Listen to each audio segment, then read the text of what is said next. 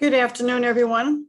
Welcome to part 2 of the newly developed mini-series, Building Your Career Capital in the Food Industry, which is being hosted by Kanta and Matt, which I am very appreciative of for all of their help in this series and making it successful. Kanta has helped mentor and successfully taught over 300 students across 5 continents. She has successfully led students to internships and jobs, and some of her interns are the most successful in the food industry today. Matt has advised more than 5,000 companies through Connect Food, as well as provided internships and ushered more than over 100 students in their jobs today. Welcome, and I leave it to our host to take it from here.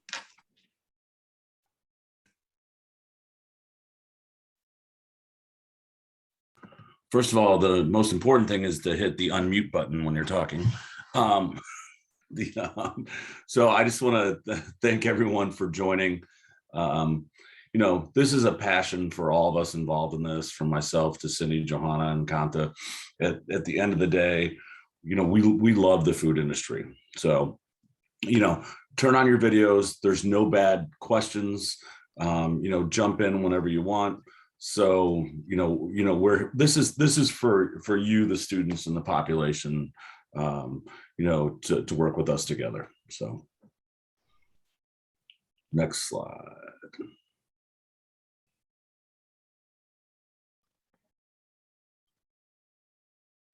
We already know. Yeah. Those are, Comp looks great, not me. But at the end of the day, there's so much.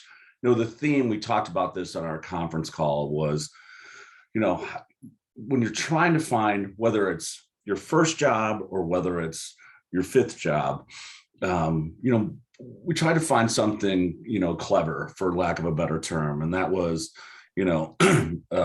simply, trying to listen, learn, leverage all these different things. So whether you're looking for an internship or a job opportunity, my first job came out of an internship as an engineer in the food processing and pharmaceutical industry.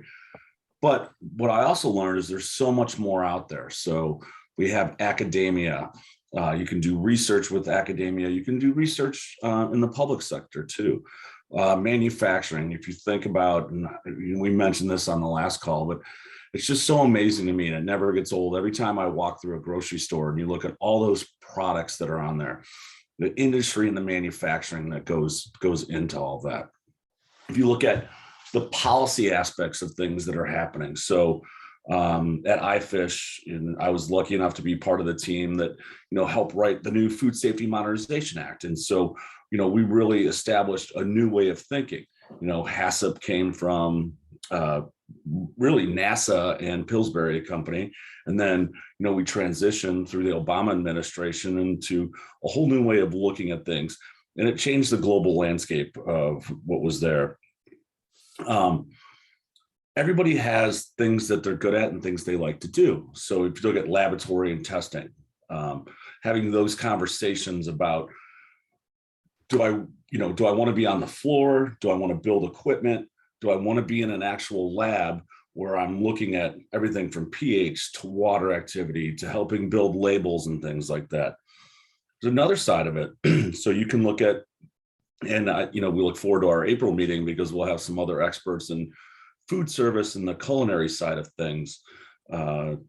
Johanna and I had a call with a chef the other day, and you're just talking about how he can take the science around how he's going to take his fried chicken and do a sous vide process on it and, actually establish it in that restaurant. And then, starting your own companies is amazingly important.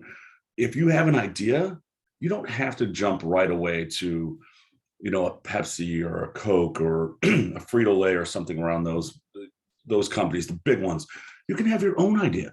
If you have your, go to your family and friends and figure out, hey, maybe I want to start something else. Get together with your colleagues. So, maybe 2 of you have different skill sets and you can build your own company. I mean, look at what Amazon has done. And we saw this through COVID, which was so amazing. All these restaurants that were shut down during lockdown, they pivoted and they said, hey, we still want to make products. So they needed support from not only Connect Food, but other people to figure out how to make that. That included packaging and everything else that was out there. So I think you can learn from big companies, small companies, yourself. Even starting out as a chef, if you're a master's in food science, is not the worst idea in the world. I never would have thought of that coming out of college, but it's definitely one thing that I've learned. So just a couple of thoughts on that one. So next slide.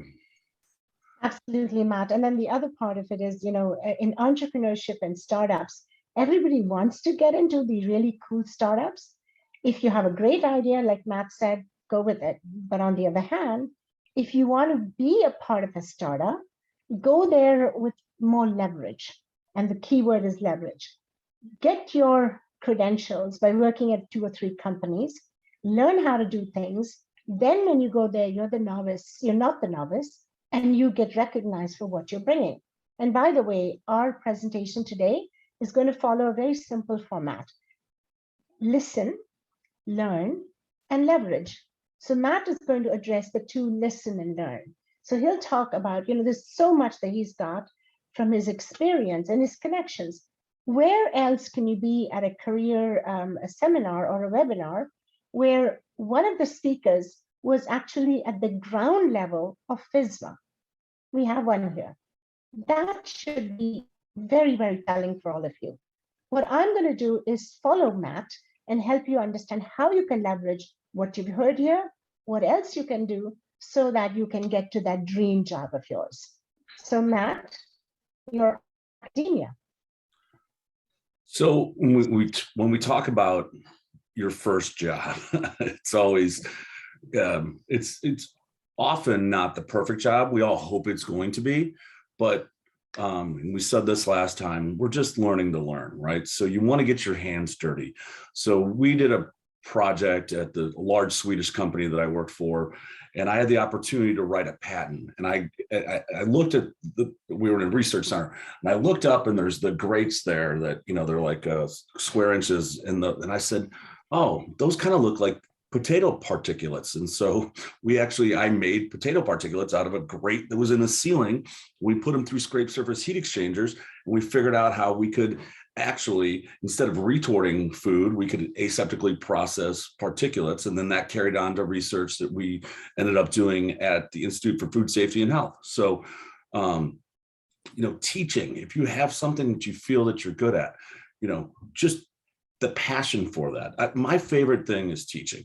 We all have skill sets, and then you have to find good partners too, right? So at the end of the day, understand what you're good at and understand your weaknesses, and find some place where you have the proper partnerships. I have to tell you that, I've written some articles and blogs and things like that and patents, but I wish that I would have published more information in my life, to be honest with you. After 9/11, we had a huge food defense program out of IIT. Actually, we were the first ones to do it.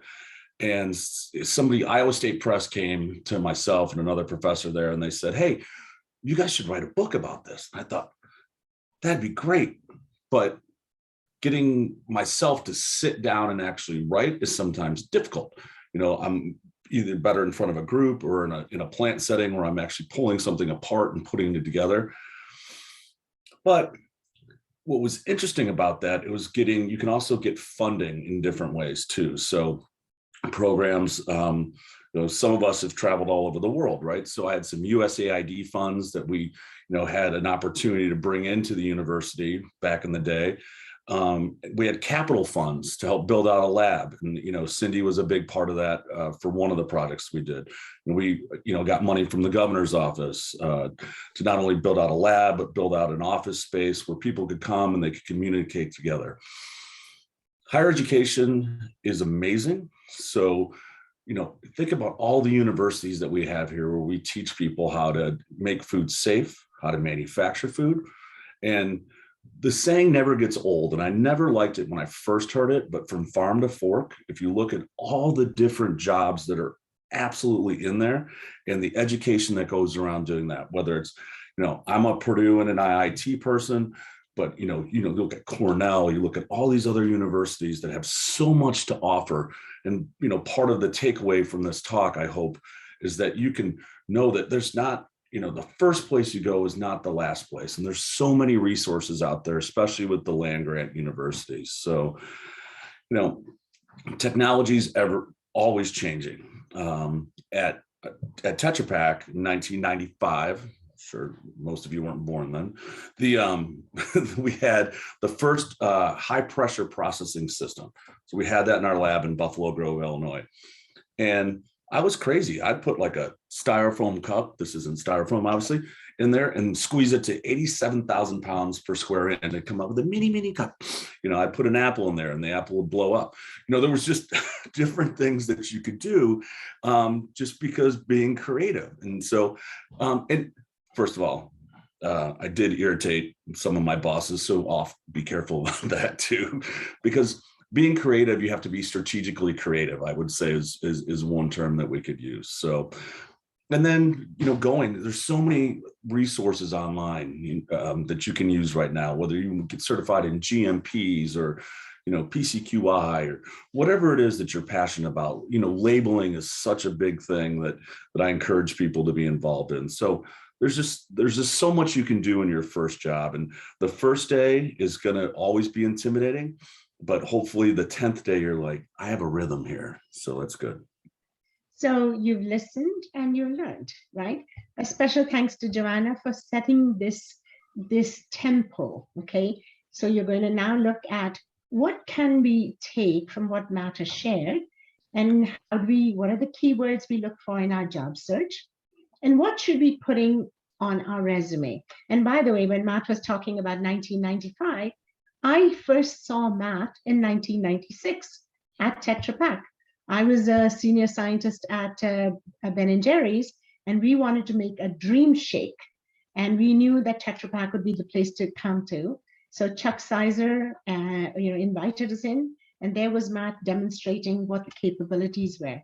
It was a little too early for the industry, but that relationship and that connection has always stayed on.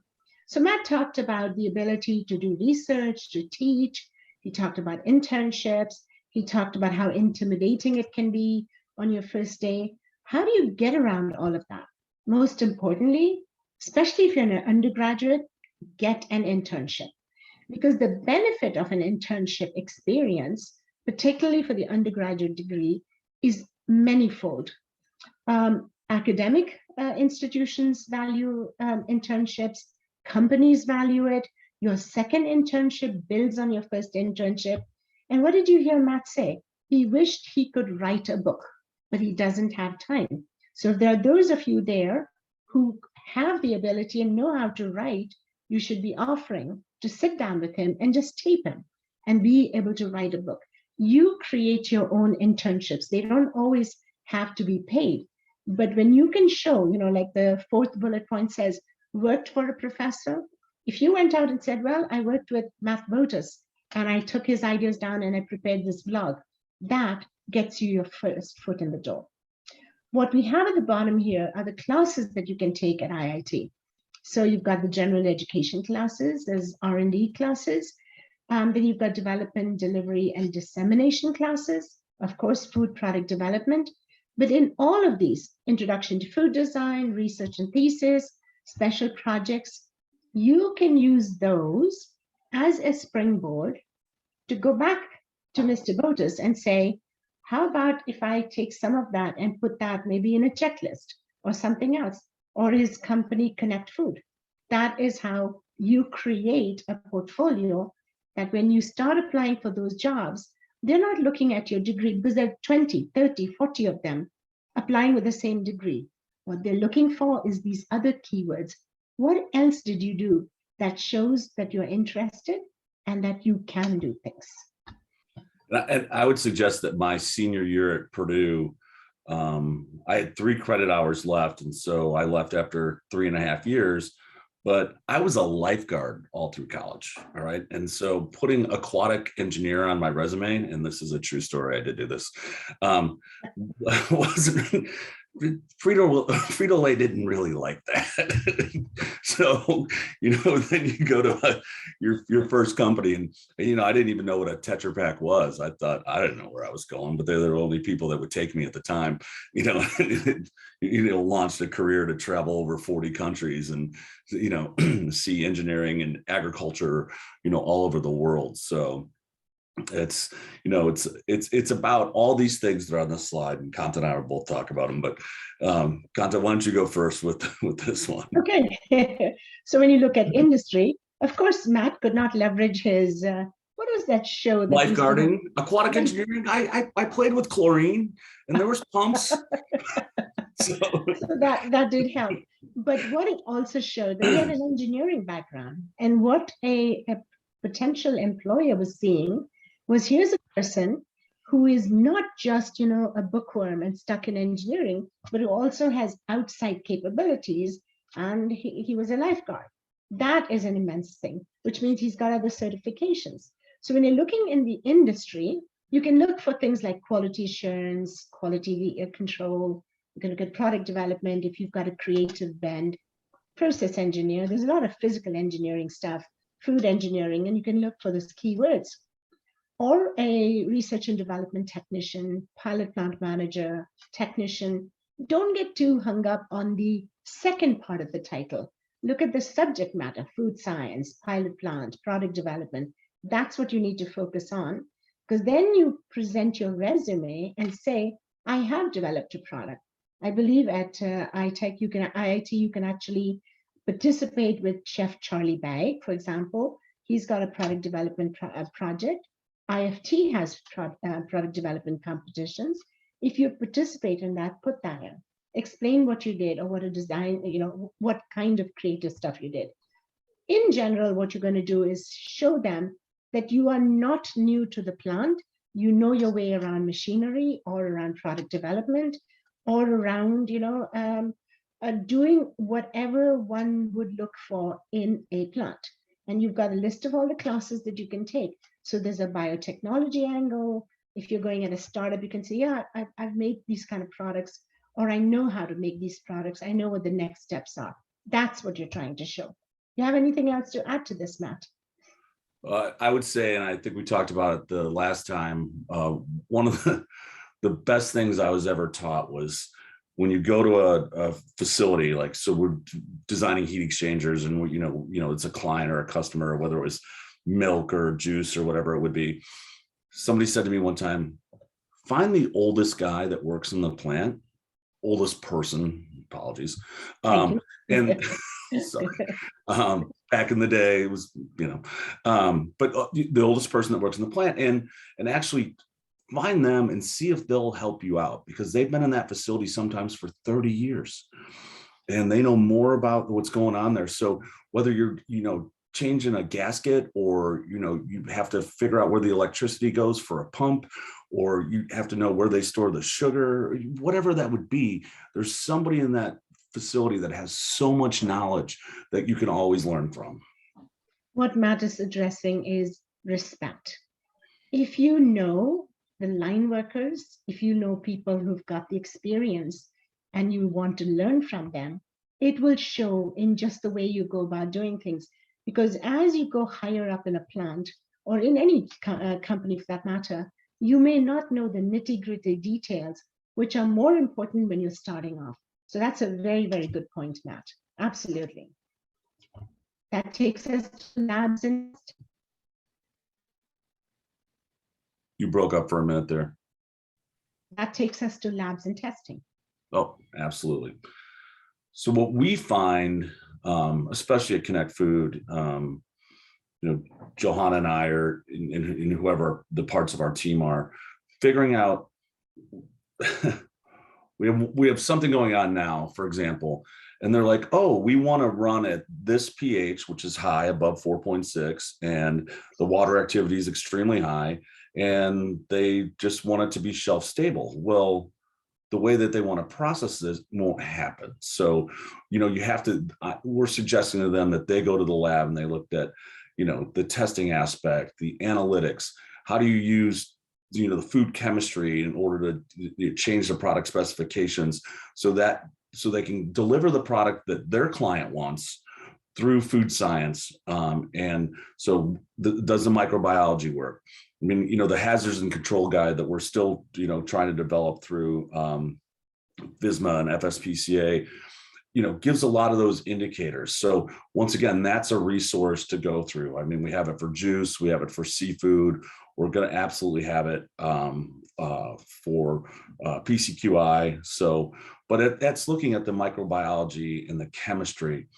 And then there's so many times that you have to write a report. So we have a lot of different clients in our side that have deviations, right? So they were supposed to be filling something at 185 degrees after, holding it for 5 minutes with a pH of 3.4, for example, but the chart recorder went down.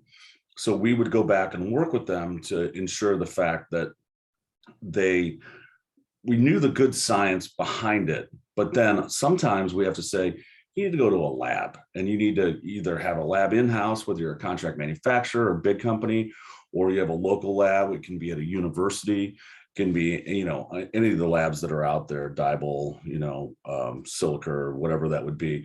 So, but understanding what's happening, and labs and testing are such a big part of the industry that I don't think people really realize what's going on. Now, coming out of 2 years we've done more testing in this world than ever before. So through COVID. So, there's opportunities that you could even pivot. So, we have PCR capabilities at IIT, and who would have known that PCR would be a household word after the last 2 years, right? So it's interesting how that comes out. So you can move from just being a food scientist to the biotech industry also. And you raised some very, very good points, Matt, especially during the last 2 years when food companies, manufacturers, marketers were struggling to find their foothold and trying to figure out how to keep their business on track, trying not to lose as many people as possible, but they still had to let some people go. But there was something very remarkable happening at the same time. There were people being hired. And you know who were being hired? People who worked with product safety, product quality, lab and testing, because that segment of our business had really grown. So they wanted to know that you knew the fundamentals of basic lab techniques, that you knew how to work with advanced, lab equipment, that you knew how to analyze, and you had some statistical background, so you knew what was relevant, what was not, that you knew how to coordinate third-party testing. That was a very big deal. In fact, I had 2 students from IIT last year who did nothing but coordinated new products, third-party lab testing, just to get their nutrition analysis, etc., done. And then knowing how to write it up was a very big thing. If you're looking at a startup, we're not focusing on that, but if you are, your ability to have supported a pilot plant facility really shows up very well in those kind of jobs, because that means you have hands-on experience, you know what to do, and you know which test to do. So you just don't go in and get every test possible, but you only do those tests that are important, so you're efficient and you save money. So people are looking for all of that on your resume. And here are the classes that you could be taking that are offered at IIT. I'm not going to read them all, but Cindy is going to share this presentation and the slides with you. So make sure you check them off and highlight on your resume and say, these classes have directly to do with your position, so people understand. Matt, so talk away. Are we talking about government now? Yes. I would say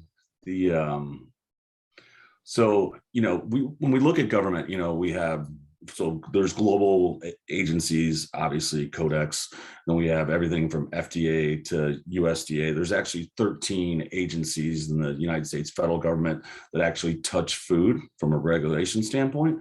So it's actually NOAA, it can be all these other things, EPA, and the relationship. So many people, like I've known them, industry wasn't for them. And then they went to government and they loved it and they embraced it. So many people went to government and said, I can't stand the bureaucracy. And then they went to, and that's why IIT was such an interesting place to grow up, because we had that combination between industry, academia, and regulatory. And the opportunities and some of the amazing things that our Food and Drug Administration has done just alone. So whether it's, you know, approving new programs for food safety, approving new drugs, medical technology, all your educations can go into any of these areas with 100%. So there's some points, there's parts of government that are about standards and testing.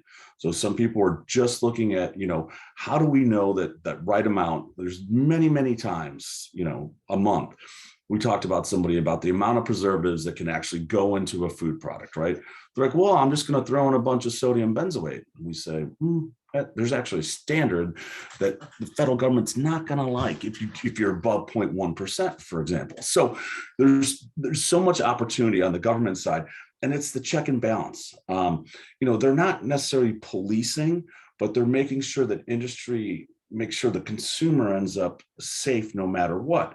And that can be everything from ag tech to food processing to med tech to drug development to biotech. And then there are people that come in, and there's so many different branches of the government. So your day in the life could be first time, there's an amazing woman named Deb DeBleeger, who we've worked with throughout FSMA, and I've known her for 25 years.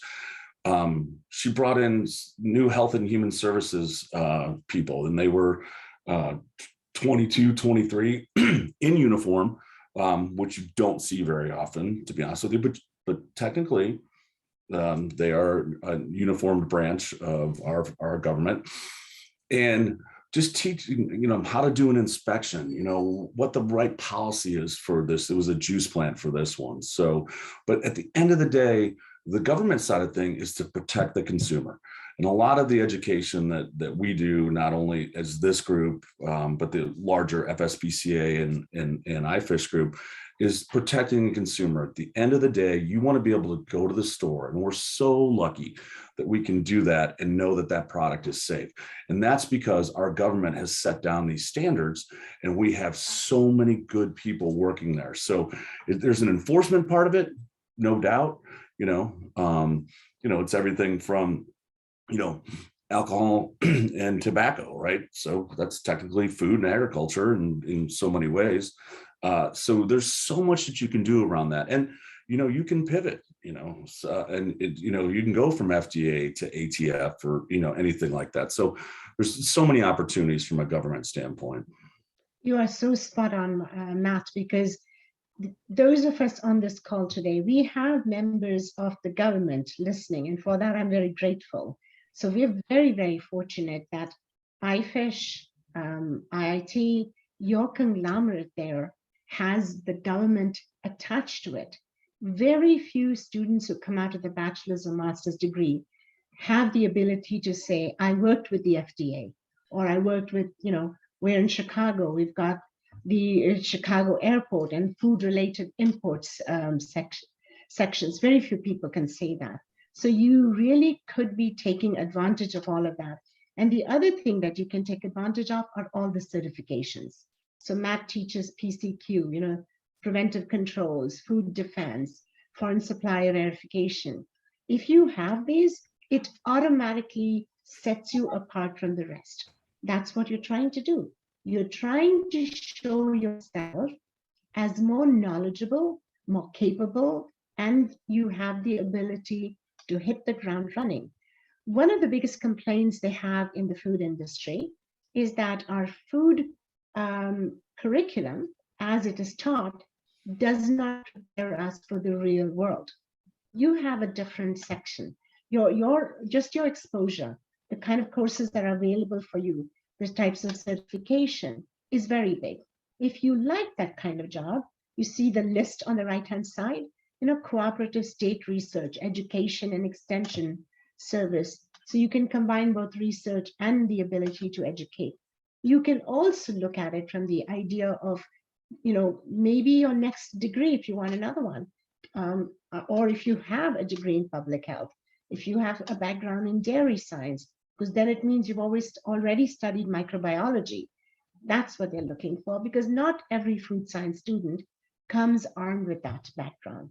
That's a very big thing. So make sure you look for those keywords, go back to your resume, look at your coursework, and see if you've got all these keywords in your resume. That's what they are looking for. Do you have anything to add to that, Matt? No, I think that's fantastic. I'm just looking at our slides moving forward here, and just all the things we can do. And one of the things, and I always go off script a little bit, but if you even look at about at Purdue and some of the other big universities in the Midwest, there's a lot of things around livestock. If you love animals, if you want to get in the veterinary sciences or something like that, they're right there also. So probably not the right thing to talk about for food service, but we're in the food service side of things. And but maybe somebody wants to start a food service and I believe somebody started a meal kit delivery for pets. You never know. Yeah, no, and actually, the science around pet food right now is one of the largest growing industries that we have, and that's part of the 7 areas of FSMA. Is the PCQI stuff around animal feed and animal food, but also animals and plants go into our restaurants and eat everything every day. So food service is not necessarily about the restaurant, but if you think about the trucks that deliver things, I live downtown Chicago, so I see everything from US Foods and everybody else dropping products off. So there's produce companies. We've had so many startups in the last 10 years that focus around whether it's organic or non-GMO, which give or take your what you like, but they started these businesses around that. So restaurants, we all eat every day. We breathe, we drink water, we eat food. We have to do that.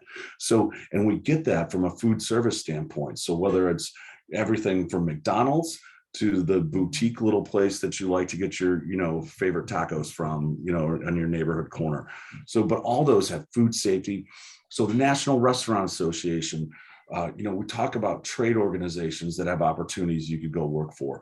So there's the Illinois Restaurant Association, there's National Restaurant Association, there's IFT, there's Chicago IFT. Johanna's doing so much work right now with Chicagoland Food and Beverage Network, from a not-for-profit standpoint, helping get meals out there because everybody needs to eat. So it's interesting. So it's food service is, once again, I can't say it enough times, 1 in every 4 jobs is somehow involved in the food industry. So the opportunity for employment is huge. And understanding what consumers want is a very important part of that. As Matt said, we have the National Restaurant Show here. And now that the world is opening up, in May, we have the biggest restaurant show in the world happening right near your school. Talk to Cindy. See if you folks can volunteer at the various booths that are out there. Many companies will buy you your pass to get in, because that is where you're going to get an idea of what are the trends, what's innovative, what are they looking for from a food science, food safety, or new product development perspective. And if you presented to clients or if you participated at a trade show, you will automatically be taught how to talk to them, how to learn what they're looking for. And that changes the quality of your vocabulary and how you present yourself when you're at an interview. So look for these keywords, try and see if you can get this kind of background. By the way, when I first started out, I was a graduate school of all places in North Dakota, and I got a scholarship to go and study at the Good Housekeeping Institute in New York. That was wonderful until I landed the first day. I landed in the food styling and photography section. I hated it. I had to spend 6 hours molding mashed potatoes to look like ice cream. I positively hated it. So when we went back that evening, I mentioned that to Lillian Salami. She was the other student. I still remember her.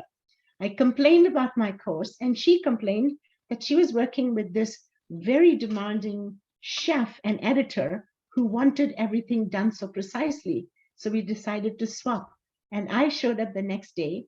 And to this day, on my resume, when people see Mildred Ying, the first food science related editor of Good Housekeeping, that Good Housekeeping seal, that was her concept. They look at me and they go, you studied under her? That's great. So that is the kind of experience you get. You only get that if you go into trade shows. So make sure you go into professional meetings, volunteer as much as you can. That is a huge opportunity for you. And now we get to this point about life and what life offers. Matt handles this really well, but I thought you would all like this little image on the left-hand side. This is a rejection letter that was sent out by the University of Bern, of all people, to Mr. Einstein. So if he got a rejection letter and many are in your stars. Matt? That was very kind of you to say that I handle rejection well, but I guess that's true.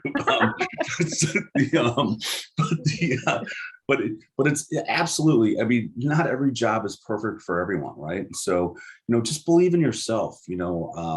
I'll quote my father. He said, "Hey, we're not here for a long time. We're here for a good time." And at the end of the day, you should go to work enjoying what you do. And to your point, you didn't want to mold potatoes, right? So you switched and you found what you wanted. So, and it's a super important point, is to be confident in the fact that I think sometimes being intimidated is difficult at your first job. You're young, you don't know, money's important. There's no doubt about that. But as you grow into it and you get more confidence, it's extremely important. And I just love this Einstein letter. So it's fantastic, right? So yeah, I mean, I think it says we find your assumption to be more artistic than actual physics. That's why I thought you would like it. So that's fantastic. Well, there's another part of rejection, and that I think is very important.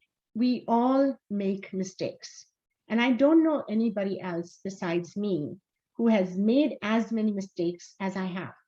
In fact, my tagline should be, sorry about the mistake I made, but be prepared for a new one that I'll make tomorrow, because I'm just the kind who keeps making mistakes.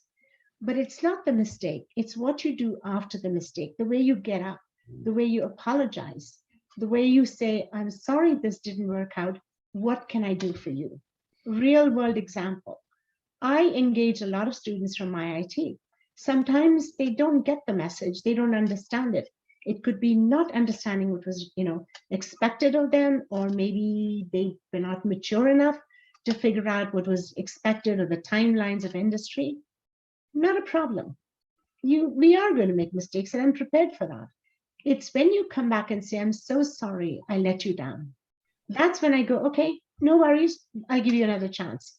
But if I don't hear that, I know that you are not a person I can trust, because you don't know how to apologize. So being able to get up, being able to say you're sorry, and then what you do after that really cuts you off from the others. It also is a great story to tell in your, interview. You can say, yes, I worked for Connect Food, or I worked for, Corvus Blue. What a disaster. Oh my God, I almost got fired. But here's what I did. That is resilience, and that's what they're looking for. They want to know. Yeah. Yeah, no, I agree with you, but I would also say, and I think I just did this morning with Johanna. You can only apologize so many times, but at some point, no, I mean, you have to go get it done. And so if you don't like what you're doing, or you can't do it, you have to be honest with yourself. Also, there's a quote from 20 years ago that I'll remember. It says, "I'm what the world considered as a very successful person, but I have failed more times than I've succeeded." And so being comfortable with that is also very important. And when you're getting your first few jobs, it's okay, even after you get the job and you realize you hate it. That's not failure. That's learning. And you should leverage that and go, okay, labs are not for me. I need to go to something else. That's how you use it. So this part about rejection is not just somebody saying no to you.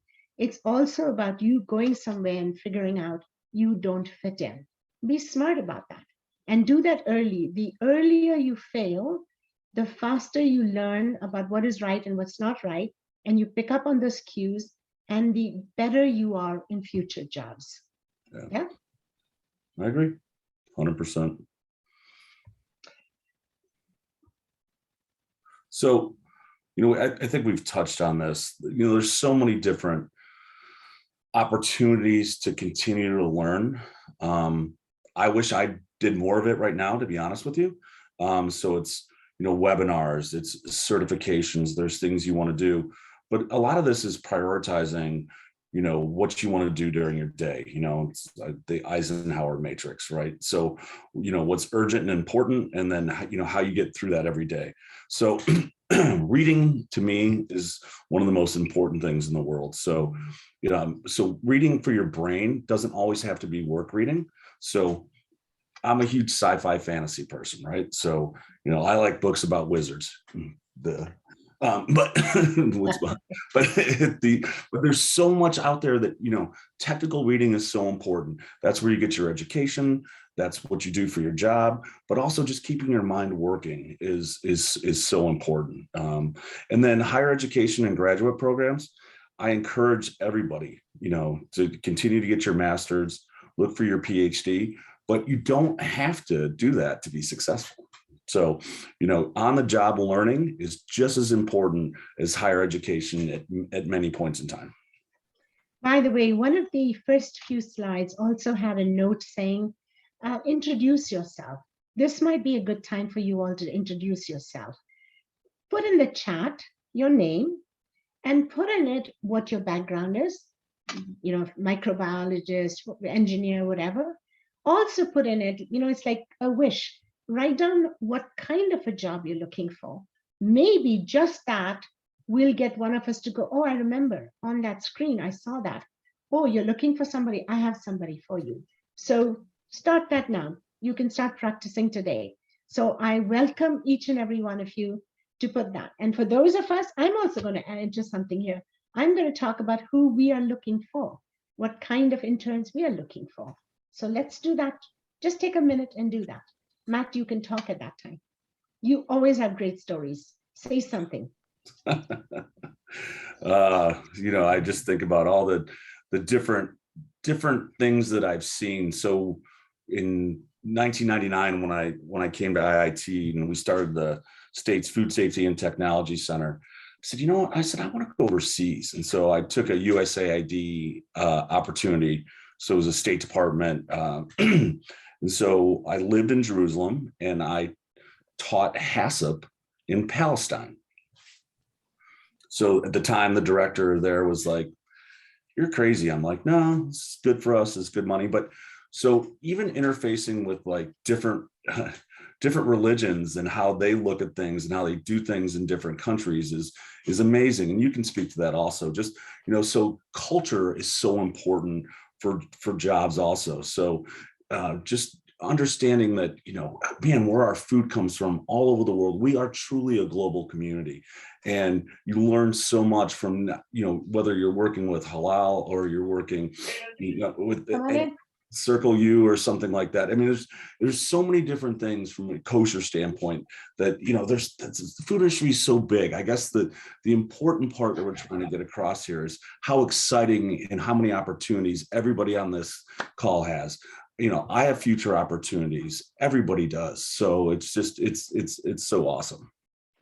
So Matt didn't put anything in there, but if I was to enter, I'm looking for you all to enter something in the chat. I'm the only one who's put in. Come on, put in something today. That's really important. So if you are looking for a job now, look at the power of your resume.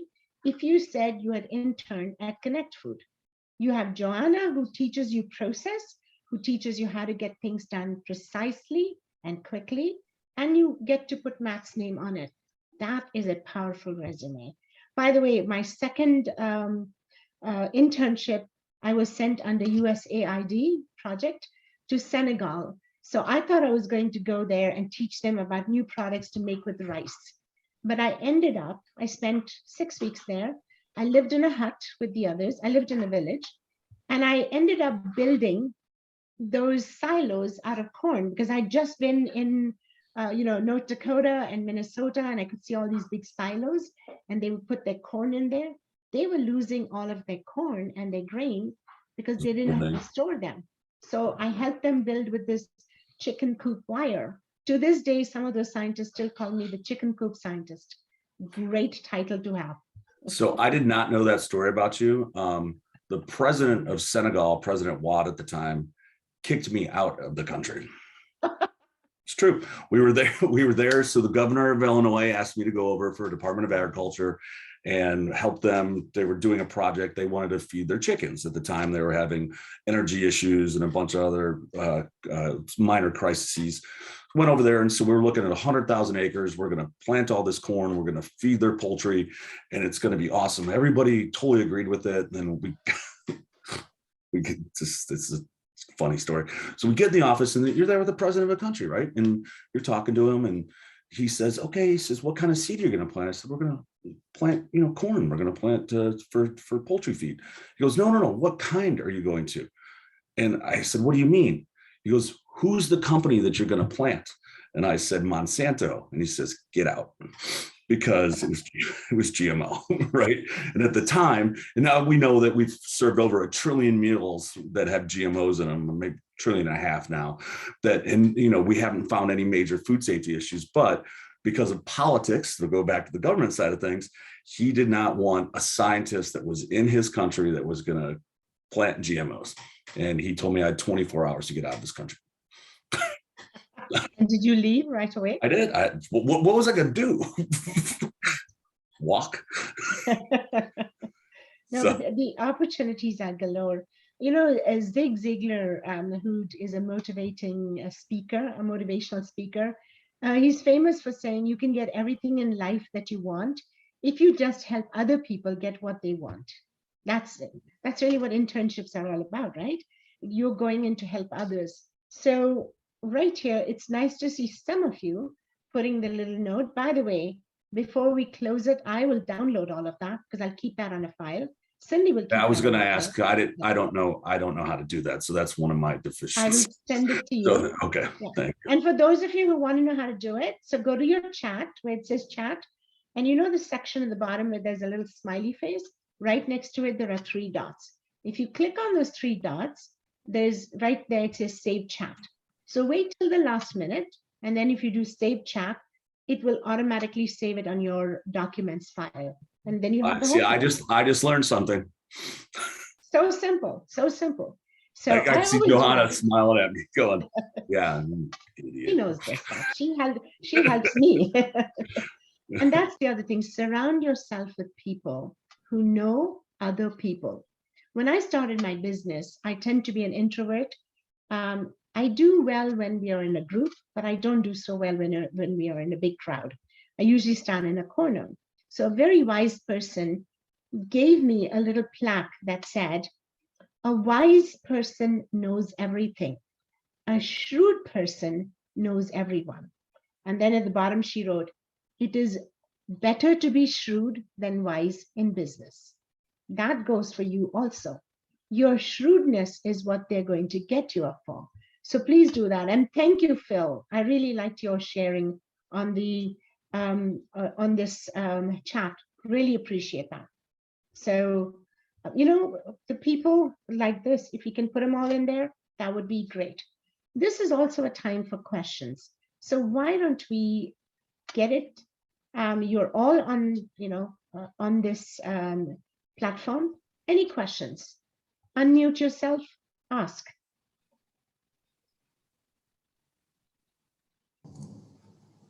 Hi, I'm Hi. Phil. Thanks for the presentation. I have sort of a strategic question about job applications that I was thinking about when you're talking about rejection. With the way that applying now works, it's oftentimes you're screened out by a computer in the first step before you even get to a real person reading any part of your application. So obviously, in an ideal situation, you would have a cover letter where you're sort of customizing and trying to personalize your application. But in the situation where you kind of have to just shotgun out, you know, as many applications as you can, and hopefully some of them will get past that first computer screening, is it really worth the time to spend customizing a cover letter for each application when you could be spending that time just doing other applications? Because it sort of feels like a game of chance of just trying to get past that first screening. And then if you're only doing a couple applications a day because you're spending so much time on the cover letter, it seems sort of like a futile. So Phil, that's Absolutely. a great question. It's a fantastic question. Yeah. And so there's two things. One is this is where networking really helps, right? So, you know, Phil, I'm so glad that you're on this call, but you know, if you and I were at an event and once we get back in public, but now we're doing this, you can send me an email and say, hey, I want to go to this company, and the odds are that maybe I know somebody there. And so after I take a quick look at your resume, I'd say, hey, you know what? I know somebody there. I would say that the cover letter is key. You have to know, you know, who you're applying to. So don't get down on that. You know, keep applying, keep writing the right cover letter, keep trying. But the networking aspect of trying to find somebody at that company is so important. So that's why Cindy and IIT set this up. Yes, she did set up. She didn't set it up because we look pretty. She set it up to ask us to help usher you up. It is true. I know that, Cindy. To help usher those of you who will take advantage of this to get to to the right kind of connections. You're absolutely right. With this electronic way of sifting through and looking for keywords, you're playing a game of roulette, okay? If it's not in the right place. There is some sense in getting some search engine optimization, because even after you get a personal interview, that search engine optimization gives you a certain number so that the person who is going to sponsor you, that's the word sponsor. So the person who's going to sponsor you will walk you through, and that's the person who will talk about you at the committee when you're not there and fight for you over others. So it's not the mentor, it's the sponsor that you should be looking for. What we are offering today is our sponsorship to you, as in tell us where you want to go and give us a little bit more so we can help introduce you at the very high level so you have a better chance, and then it's left to you to do that. So Phil, here is my offer. Yeah, go ahead. No. I think putting the effort in, no matter what the screening is super important. So you have to keep trying and trying and trying. And then you get those first one or two opportunities and figure out what you like or what you don't like. But networking and putting the effort in is so important. And also just getting, so we need to drum up a little bit of marketing for Phil. And I'm going to put my email in the chat here. Send me a note, and I will help you very quickly give you some tips on getting yourself showing up on LinkedIn. And then you should have in the next 2 to 3 weeks, for example, if you were right now, you could even take a screenshot of this and put a note on LinkedIn saying, today we had 2 people talk to us about finding a job. How many of you are getting this? That's all you have to do. So people then realize, oh, he's looking for a job. Oh, there's something else there. And IIT is doing this. So you get that. So you do that. I'm going to post something at the end of it, which is why I wanted Rakesh and whoever is Universe to show their face so I can take a screenshot. Show us your face. So we can take a screenshot. Thank you, Rakesh. Oh, thank you. And who is Universe? But we can do that. But then the other part of it is get us to sponsor you. So Phil, I will sit down and talk to you separately. And maybe there are some other things we can do to very quickly get you up to the top of the pile. And that's an important thing. Great, thank you. I appreciate that. Any other questions, anybody? Don't. Rakesh, I could not recognize you. I thought that's somebody else. All right. This is happening since like 3 days or so. Getting Very used to good. it. Very good. Yeah. Yes. Sometimes interviews, how you appear makes, I mean, not everybody's as good looking as Matt, you know, with the beard and all that. I told him that myself. If I was a man, I'd have a beard. That's great. But when you're young, you're Yeah. going to be working in, it's, you know, food safety, hygiene, all Yep. that stuff. So it's an Yeah. important thing. Very good. And you're very handsome, so you shouldn't hide it all. You should, yeah, you should. Thank Yeah, you. you should. Yeah, it's Thank you. it's important. Yeah. Thank you, And Cindy. also get a really nice photograph of yourself, by the way, you know, get a nice photograph, just this part, because what people are looking for is you. Yeah, yeah. Well, I know. We Listen, keep trying to get you to get a photograph. Cindy I and know. Johanna tell me all the time I need to go get headshots, and I'm like, oh yeah, I'll do that. Don't worry, Joanna. Next time I see him, I'll drag him for a headshot. Don't worry. Yeah, But definitely. we do need to do that. That Well, makes it, because you stand out from the rest. So We appreciate everyone being on this call. We just want you to know that. Yeah. So be sensitive of everyone's time. Cindy, do you have anything else to add? Johanna? No, my only thing that I just wanted to add is, thank you, students, for participating. Once again, like I ask all of you, please continue to encourage all of your other classmates to attend the final session, which will be held on main campus in person.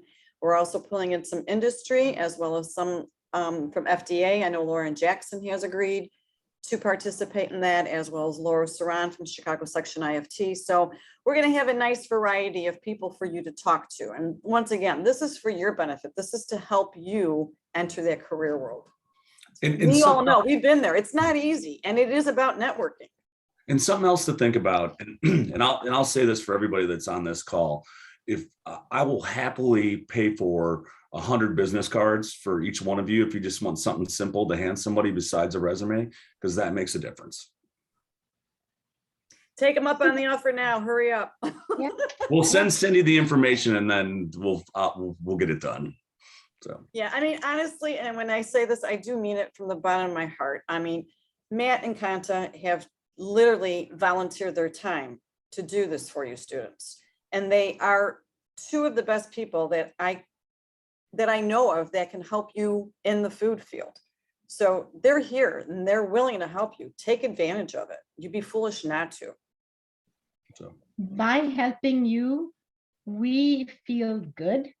And when we see you succeed, we feel particularly very good. It's a great feeling. So give us the opportunity to help you, work with us, and read. Matt's offer is a very generous one. Take him up on it. Yeah. So thank you very much. Johanna, did you want to say anything? No, I'm just looking forward to being in person next month. It's going to be an exciting time. We're going to get to talk about interviewing, what to do, what to wear, how to present yourself, how to speak about yourself to the people you're hopeful to be an employee to. So it's going to be a great time. Hoping to see all of you there, and I'm looking forward to it. Me too. no. And thank you all. This is about all of you. So we really appreciate you being on here. Yes. Thank you once again, everybody. Have a great rest of your day. Bye.